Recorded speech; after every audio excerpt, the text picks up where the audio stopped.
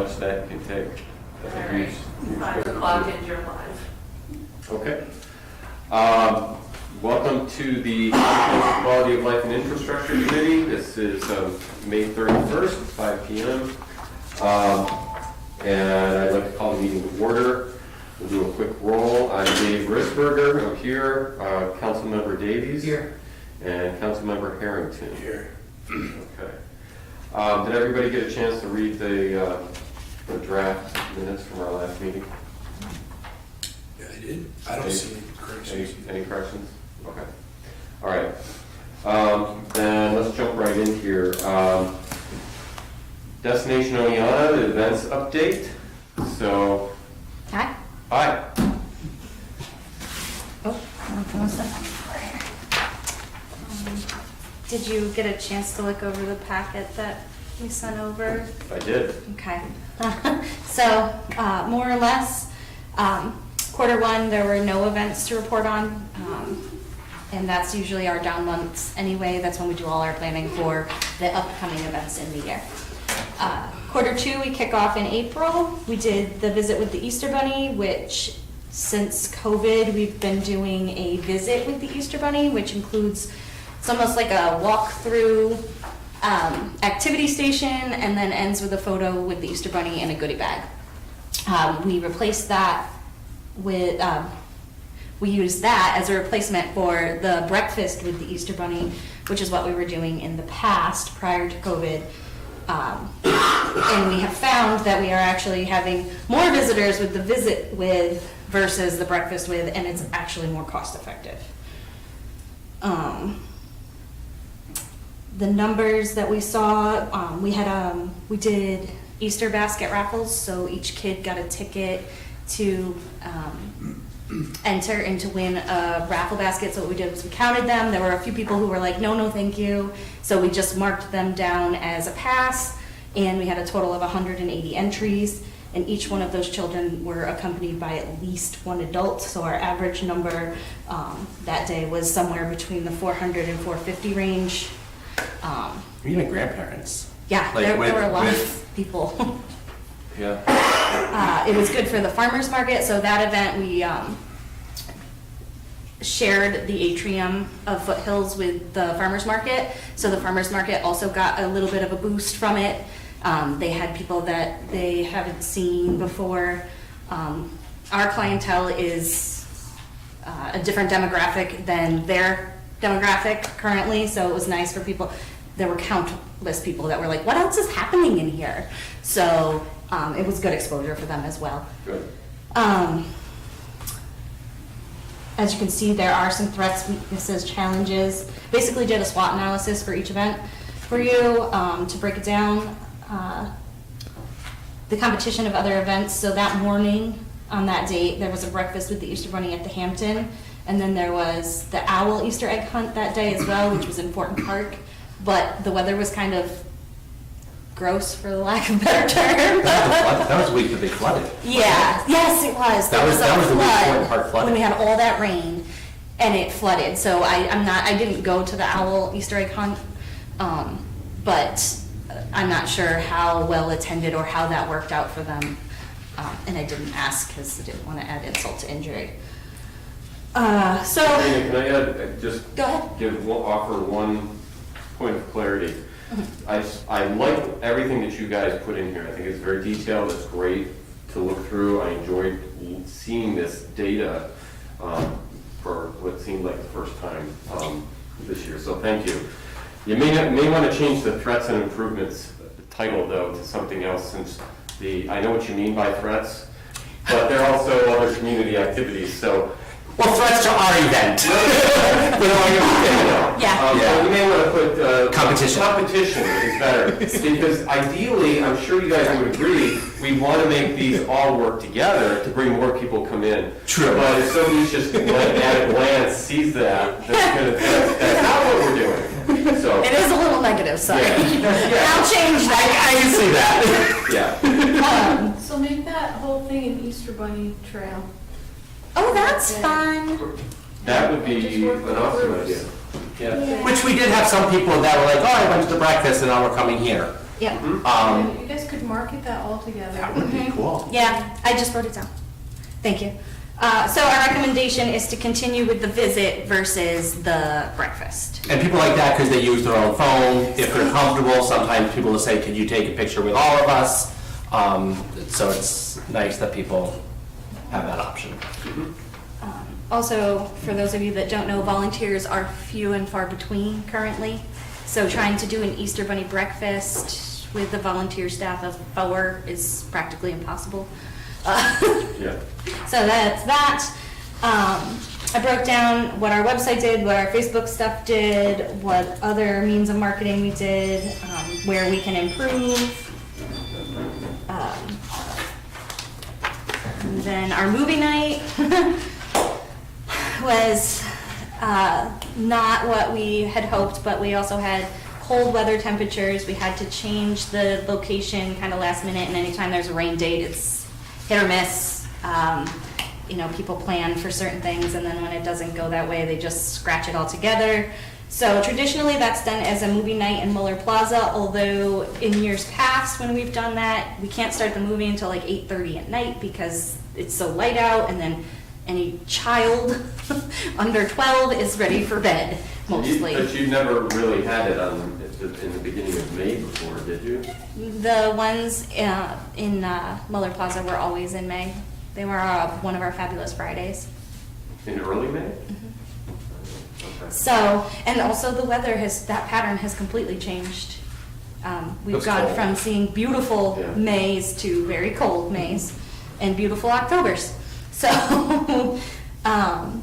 that's fun. So we decided to change up our genre and our demographic, and we just called it an outdoor movie night, and we did what is still considered a family-friendly, but was geared more towards a different demographic with the Spider-Man No Way Home. Although, between the weather, the date time, and other things like sports, there was a dance recital, there were other evening activities happening that night, the attendance was very poor. Baseball. Baseball was a big hit for us. There were multiple games that night, and yeah. So, that being said, the one thing that did come out of that was our opportunity to help the City Parks and Recs host their kids movie night coming up at the end of June here.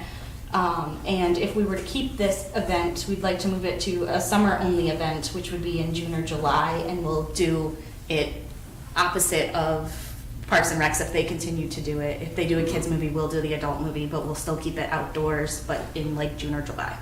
And at the park and kind of team up with them, possibly So it becomes a help do series. both of them and type thing. Yeah.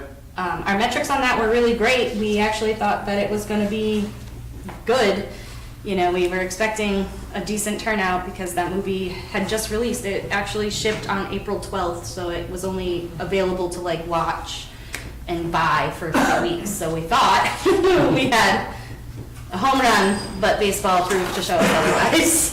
Home run was at the Little League field. Yes, it was. Again, the metrics there, I think that one of the improvements on our marketing for next year is adding in monies for ad space with the Daily Star so that people at least know it's happening. And then our Meet Me on Main Street. May 14th, we had a beautiful day. The evening proved to not be so fabulous, but for the most part, it was wonderful. There was quite a few people. I forgot to send you the photos. They're on my phone. I'm sorry. I can forward those over to you guys via sure. email or stick them in the Google Drive or something. But I went through and took a bunch of photos. I would say 500 plus. It's a little difficult to tally everyone because not everyone comes to each individual booth, or there's no way to click people that enter in and out of a business. So it's a little hard to gauge, but I asked a few different people and they said at least 500. So for our first event, with the weather forecast in the afternoon being the way it was, I think we did pretty good. We reached, between the two posts, between the 3 posts that we did, the event and the 2 sponsored posts, we reached almost 10,000 people, actually over 10,000 people, which sounds kind of crazy when I say only 500 people came, but. Well, I understand metrics, but what I did hear a lot of after the fact were from people that live in center cities that say they didn't even realize that was happening. They had no idea. I'm not sure how to fix that. Yeah, well, I didn't mean, think unless that we was knock a on lot. everyone's door, I don't know that there is a fix, because someone else said, I also saw that there was a lot of that about the Memorial Day Parade, and that was press released on multiple outlets. It's just people aren't looking for the information, I don't think. I think they that expect might it to be just easier show because up there's so now. many kids that are involved in it, that information goes out to so many parents, which then kind of blossoms from there. Yeah. But as far as the Meet Me on Main Street, I mean, I don't know about you, I knew about it, but I'd forgotten about it. And I didn't hear anything about it outside of this room. And So then I just we- heard from other people. I'm not sure how to change that though. Same thing happened last year. We advertise on the Daily Star, we advertised in all of the calendars in the newspaper, so they do the little mini, what I call mini press releases in the newspaper, so that went out on the Daily Star calendar, the hometown calendar, the DO calendar.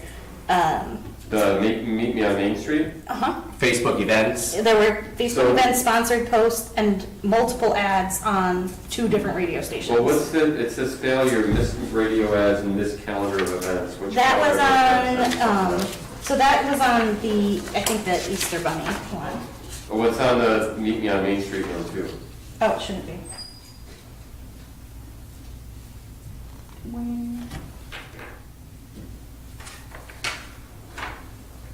And improvements, radio ads and calendar. Oh, it's because the missed radio ads and missed calendar events part is from the movie night. Because I didn't get those on there. So these shouldn't, the failures and improvements are not. It's because the metrics ran concurrently together, so our movie night and the Meet Me on Main Street were 1 week apart. So there's no way there's not a good way to like show what. Who saw What the metric? Who saw the movie night? Who saw the movie Okay, night? but I guess what I'm asking is, under marketing on Meet Me on Main Street, failures and improvements is not correct. Correct. Okay. Sorry. Yes, Okay. that failure. Yeah, because that yes. doesn't match what you have written about. Yes, no, but Other media. yes. No, we definitely did not miss the radio ads, and we definitely didn't miss the calendar events, because I remember typing those repeatedly. Gotcha.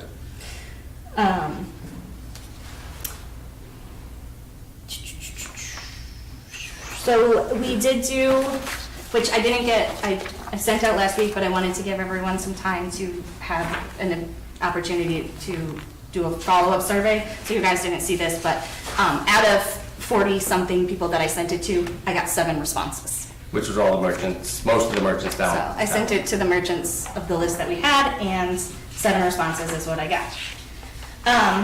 It came out with an average response of 3.14 of the street closure being beneficial to their business. Out of 5. Right, so 1 being not beneficial, 5 being very So beneficial. slightly above neutral. Slightly. Okay. And here are the positives. The music was great. It increased sense of community. It brought the community together and offered entertainment. It brought a passerby into the new Oneonta History Center. Brought many people to Main Street.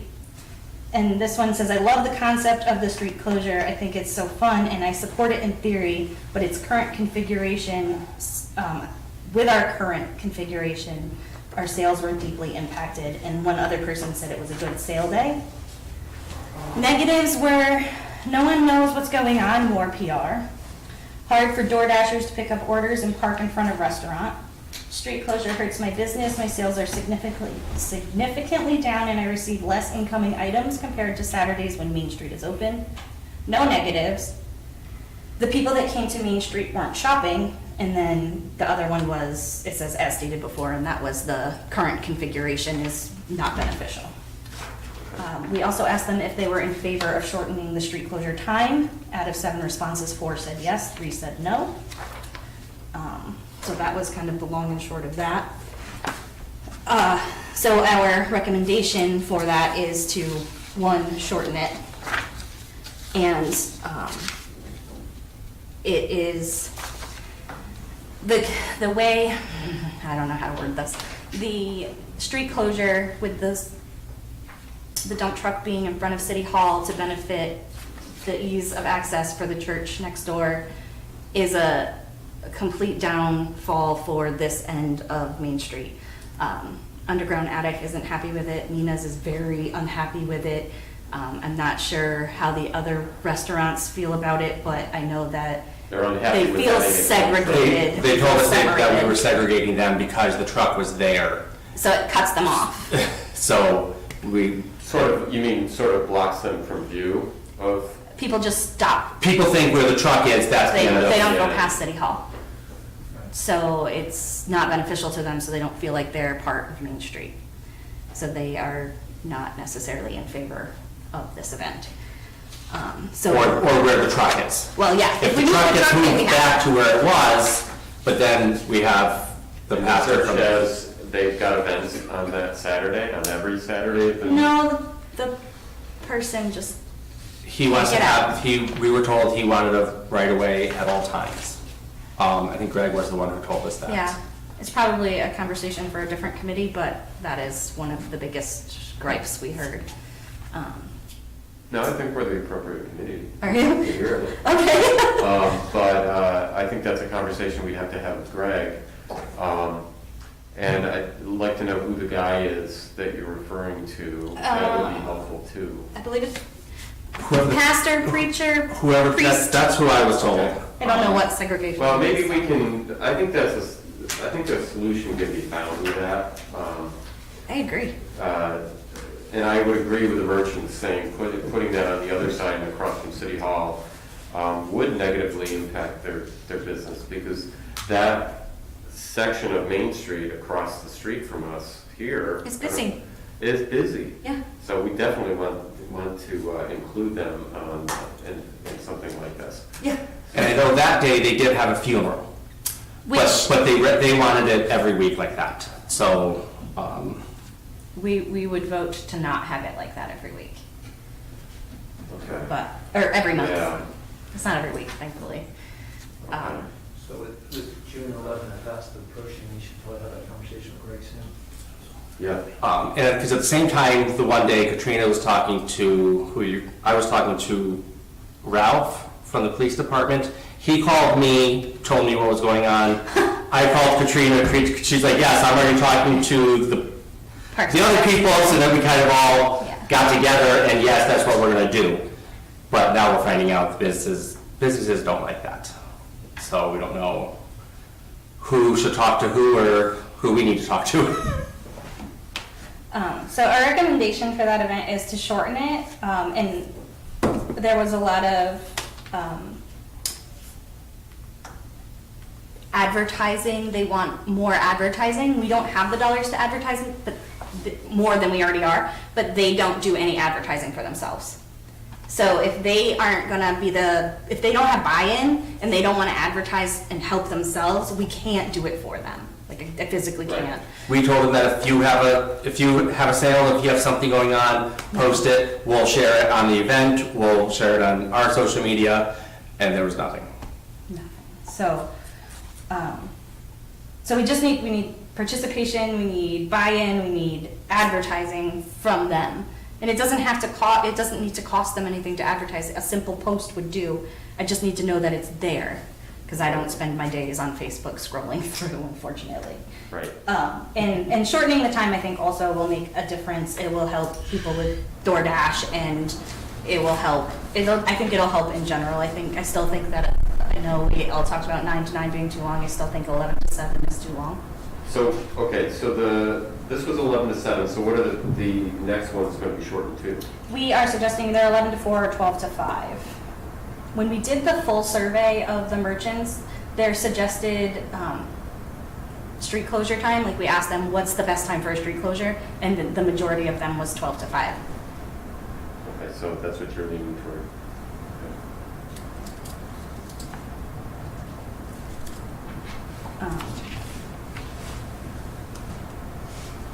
Okay. All right. And then But obviously. that timeframe would also be different for like Ham's event for the basketball Right, tournament. yes, That would still and- have its own time and stuff. Yeah. Yeah, that one specifically, I believe Kano's, I don't think Kano has a street closure, but I have to double check. I don't remember. Yes, they do. I put in a permit. They have a street closure, they don't have a bandstand. That's what it is. But their street closure is 12 to 5 as well, from the last conversation I had with Hope. Okay. So our upcoming events is June 11th. That's alumni weekend, so we're really hoping for a big boost on that. We've done some co-op advertising in their brochure.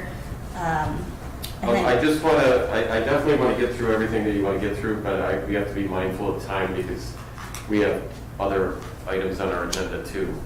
So, Well, you have it all there. I don't need to read it to you. right. So, but the Meet Me on Main Street on September 17th is going to be 12 to 5. So the 12 to 5. June 11th is probably going to be 12 to 5? As long as the music, it doesn't, it might need to be 11 to 4 because the musicians might be an issue, because we do have a musician scheduled at 11. Okay.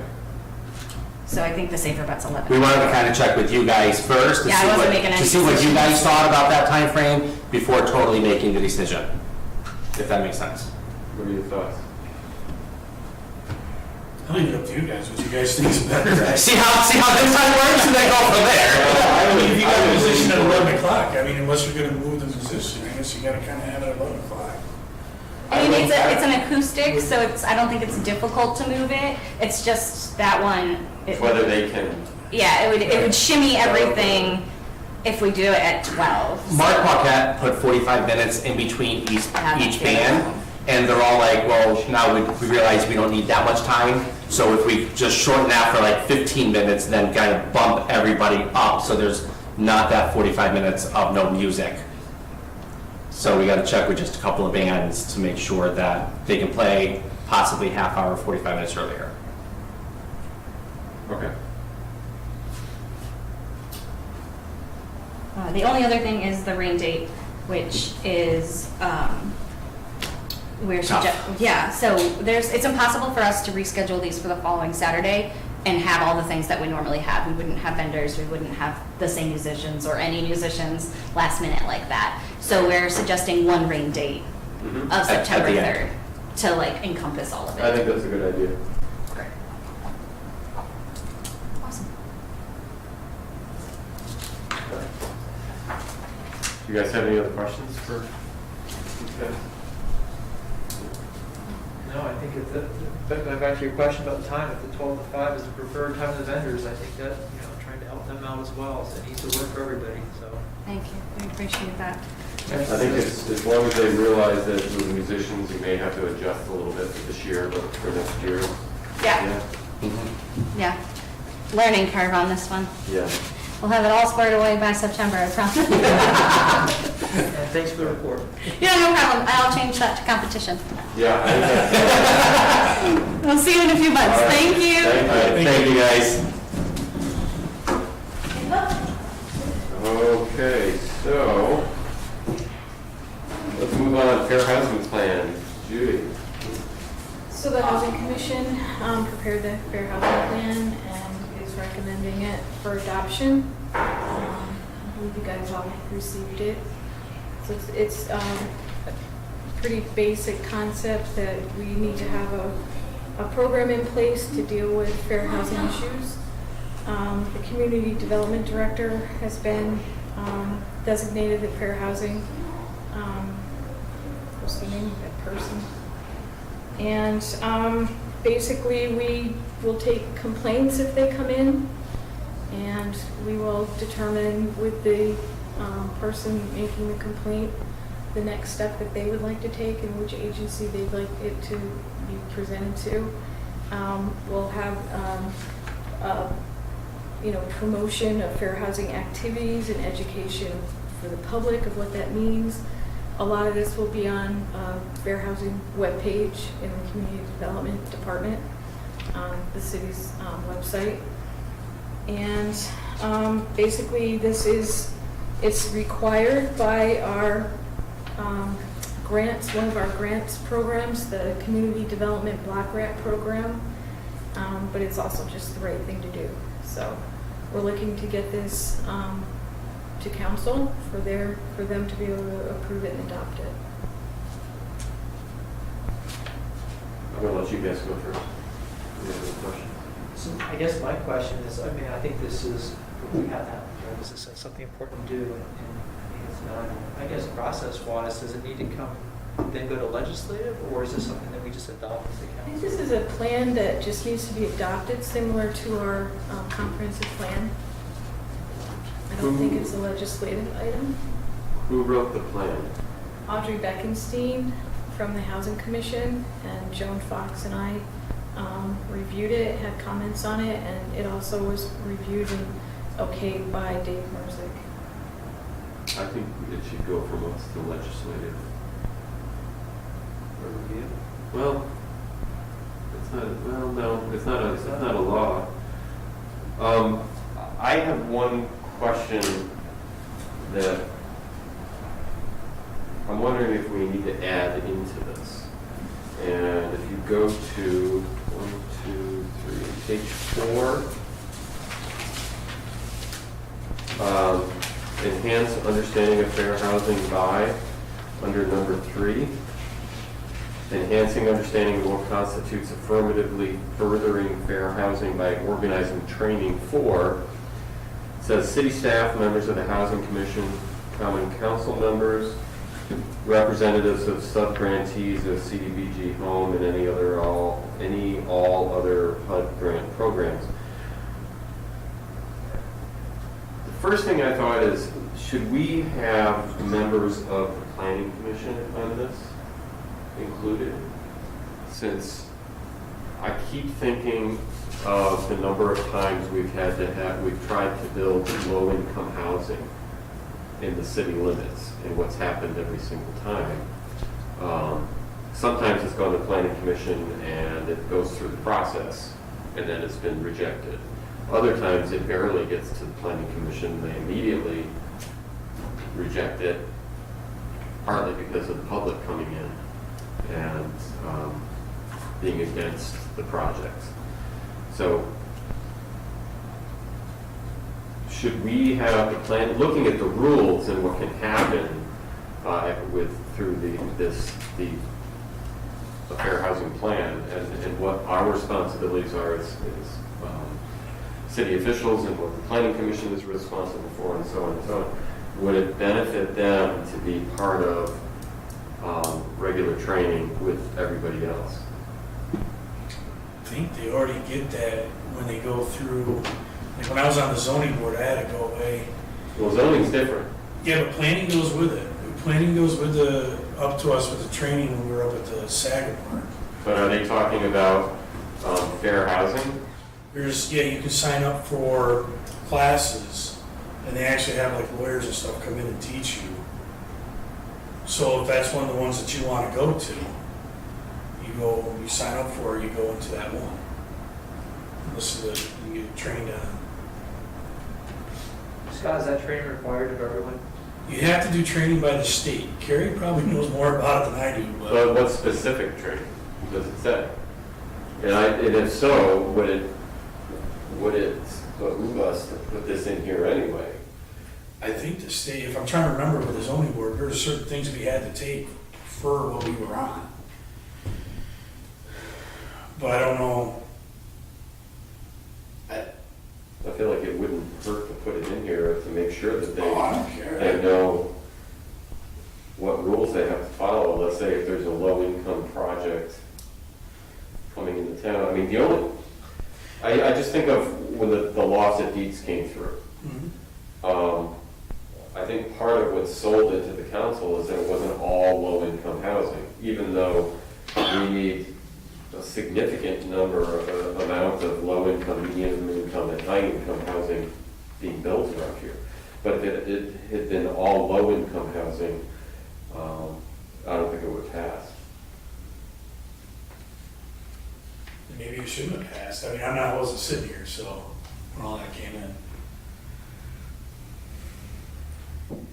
I mean, if I'm the only one on this, then I'm the only one on this. No, I agree with the idea of planning, but I'd like to make sure, if it's required, as Scott's suggesting, then my thinking is it's required there, but if it's, then they should do it, but if they're not, then I think they should be. There's training that's required, but it's not like specific. Fair housing is not. Like you can sign up for any class that you want to go listen to. I mean, by the state, we had to make so many hours. Right. Well, let me put it another way. Let's say we had,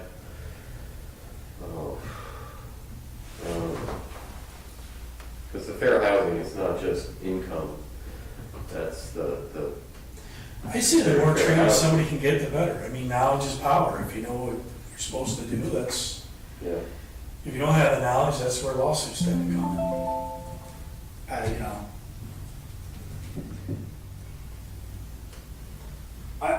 I'm not opposed if you want to put it in there, Dave.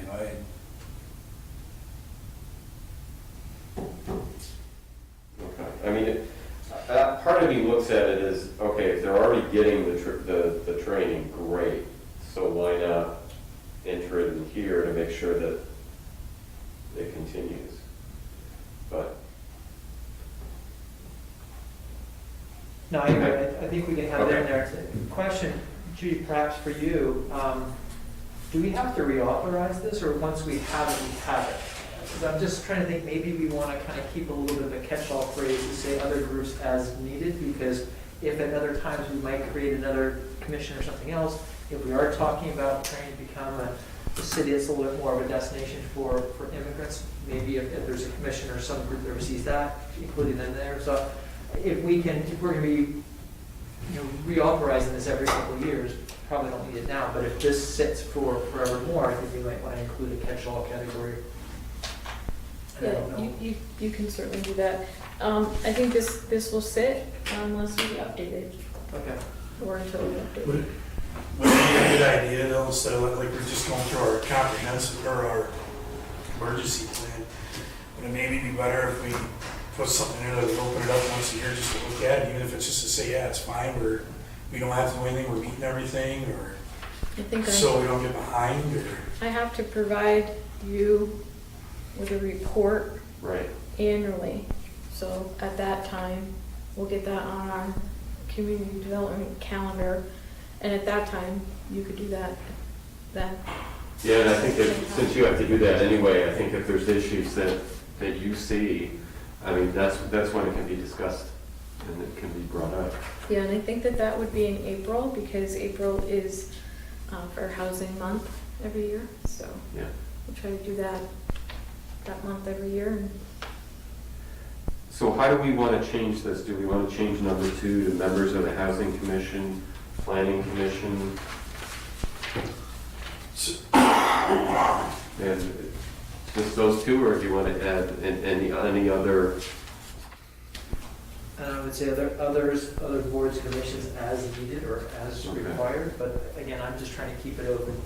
But if we're going to be reviewing it every year, there might not be a need to have that there. Okay, so we'll just put members of the Housing and Planning Commission.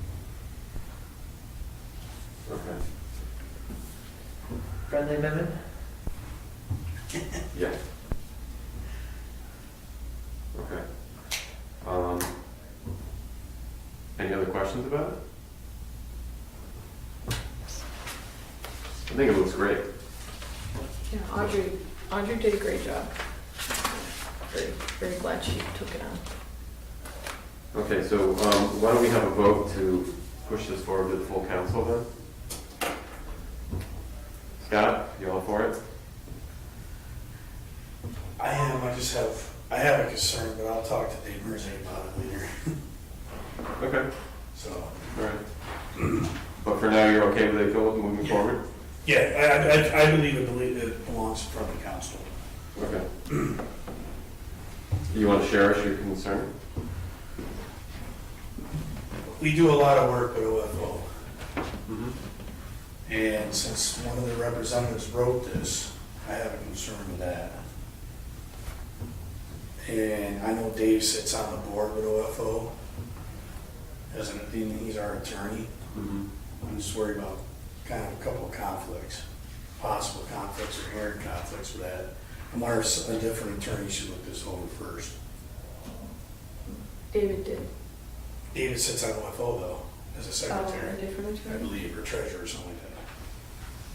I'm gonna imagine that this is probably not much different than other communities, but not trying to sway. It's just a concern, it might just be my concern, and I'll be upfront honest with you, this concern came from other people, this is not my concern, I just wanna put that out there. But because they came up, I just, and I didn't have a chance to talk to David about it, so. So, Go ahead.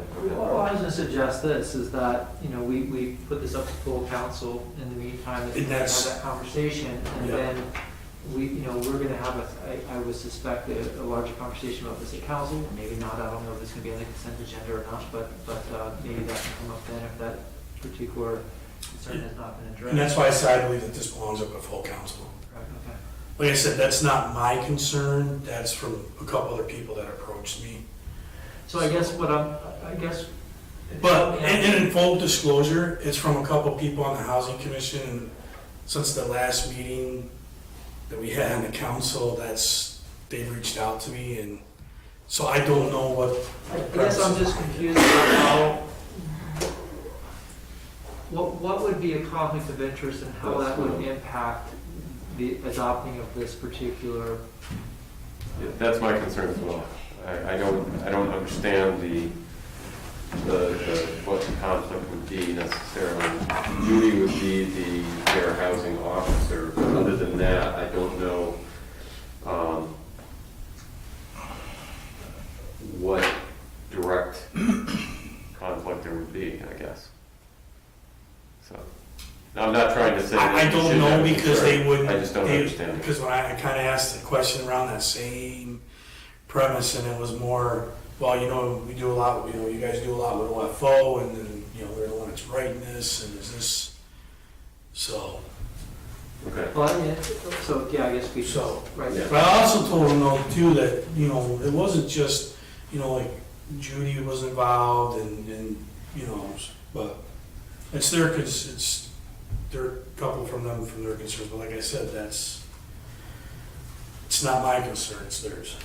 Okay, well, let's have a discussion at the full council. If you want to have a discussion with Dave Merzig in the meantime, please do, and we'll have, I look forward to the discussion later. Okay. Moving on to the next to last item, Sustainable Purchasing Initiative. And this one, I'm going to turn this over to both Councilman Davies and Jimmy Lee. So Jenny, I'm happy to let you speak to it. I think everyone's read it. It was brought up by the environmental board, and that's about where we're at with that. That's the involvement there. So I'd be curious to hear your thoughts about it, since this is more, I think, impacts the city than people would.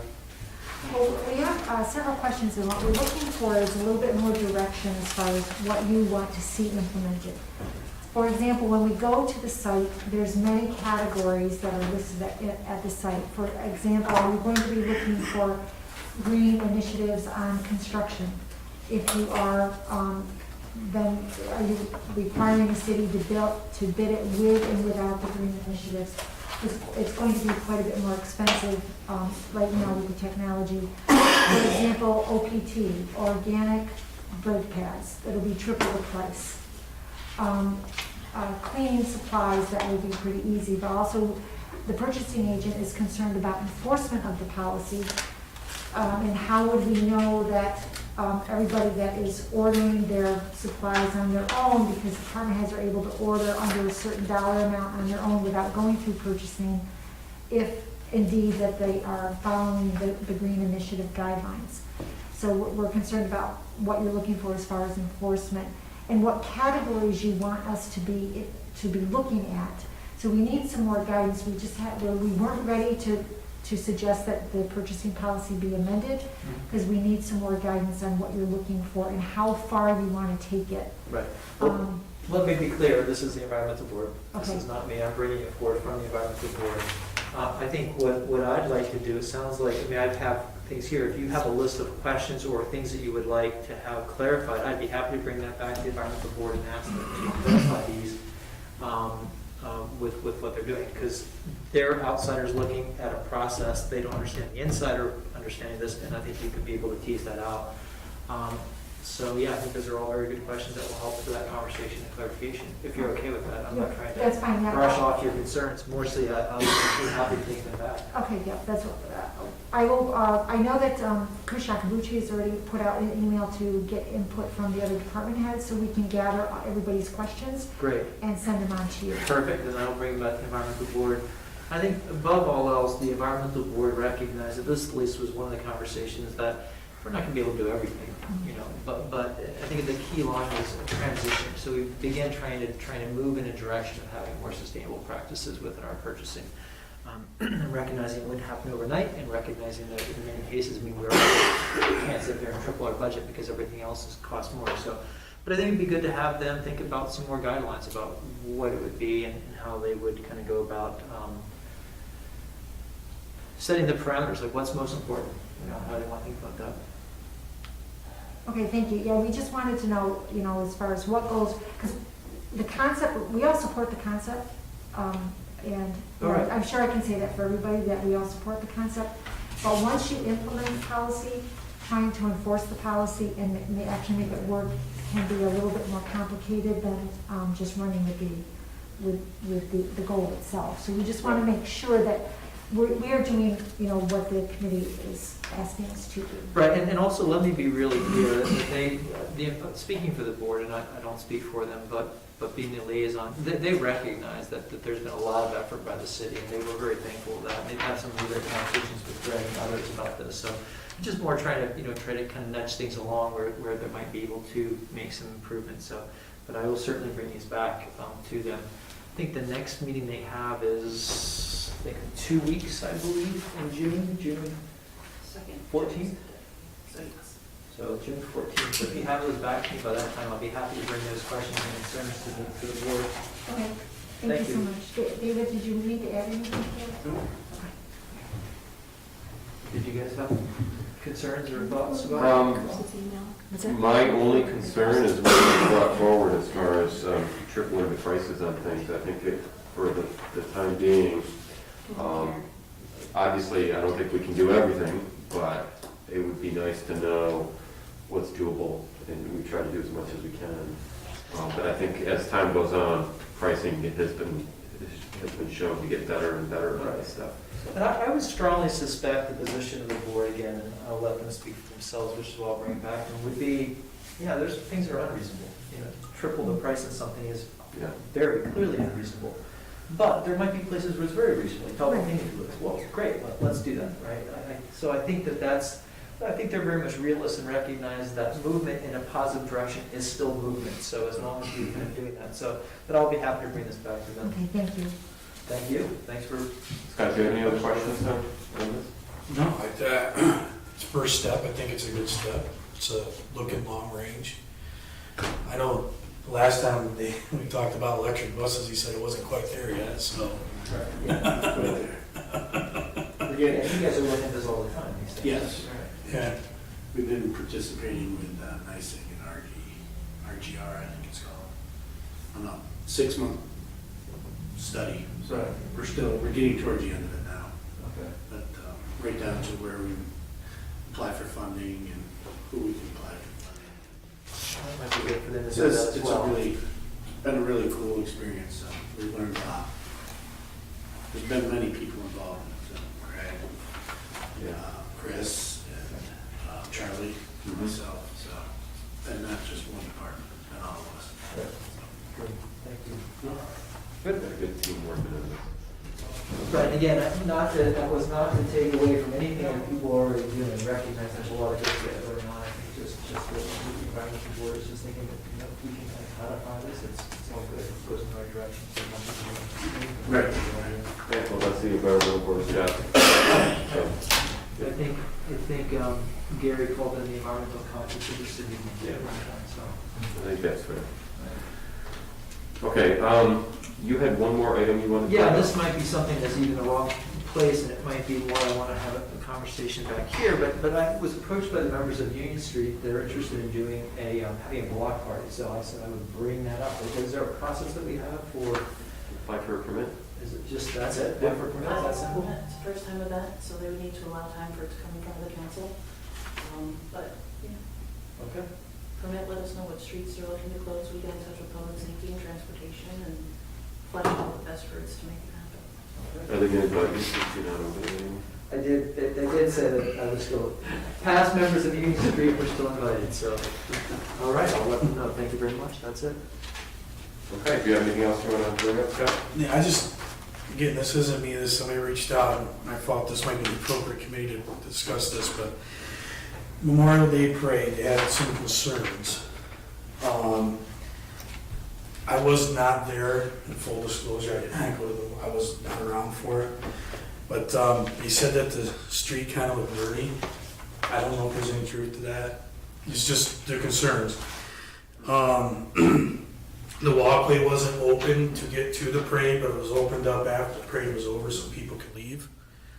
Coming from the parking garage. Oh, that I don't know. I didn't come from that direction. And the only other thing, they said that there's, like, they thought that there was a lack of pride on Main Street in the way of like no flowers or anything hung up and.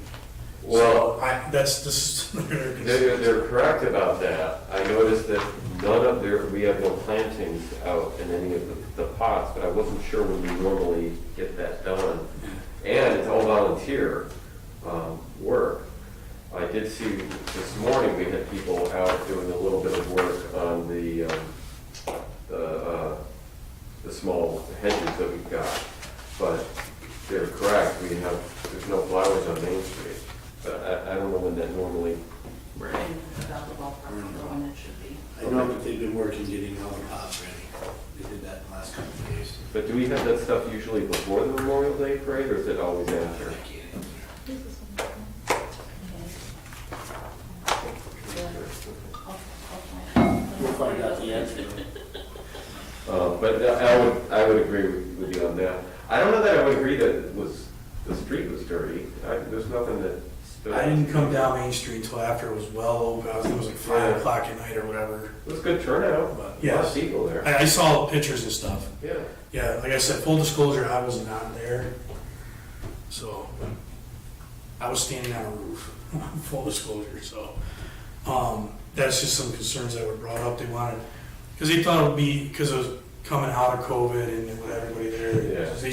Maybe people just thought there would be more. Well, maybe. I don't know. Like I said, it's, Well, we could find out if our time frame is what it always is, or for a week or two off with flowers. And I would just remind them that it's the gardening club that's. the only thing I said if the walkway was closed, again, I wasn't there coming through, that's on us. Absolutely. That's our fault. Absolutely.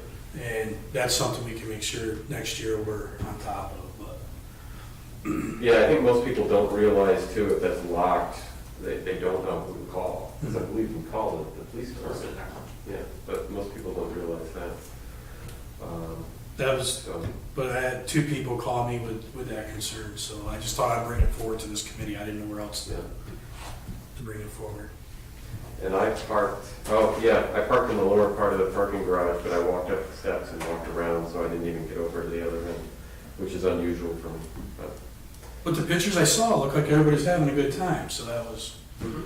Yep. And the bands were good, as usual.